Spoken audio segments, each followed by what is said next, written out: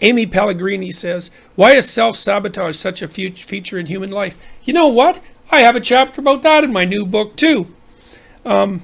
Which chapter is it now? I think it's it. I can't always match the content with the chapter title, oddly enough. I think it's the chapter about picking friends that are good for you. See, oh yes, I have it right here.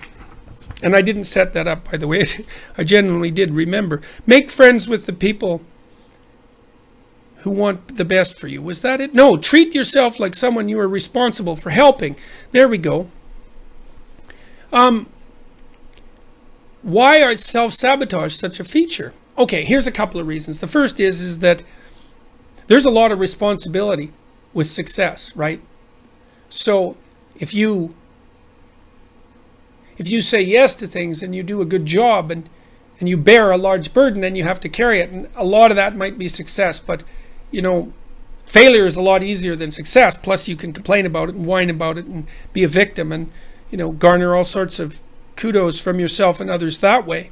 So there's that. It's just failure to adopt responsibility. But then I would say too, there's also revenge on the self and God. That's partly why I like the Cain and Abel story so much once I sort of figured out what it meant.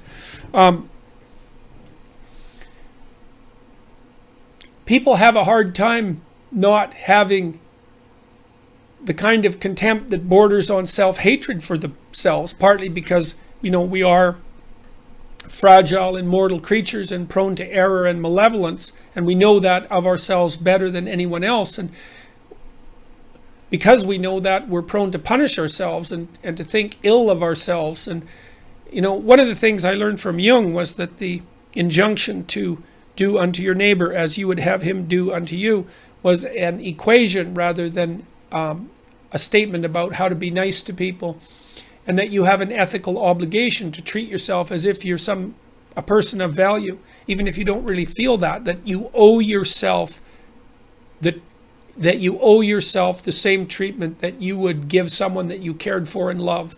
And that's a really hard thing to learn, because you kind of have to detach yourself from your knowledge of all your insufficiencies and your flaws and treat yourself with dignity and respect, at least the dignity and respect due someone who's faulty that could conceivably learn.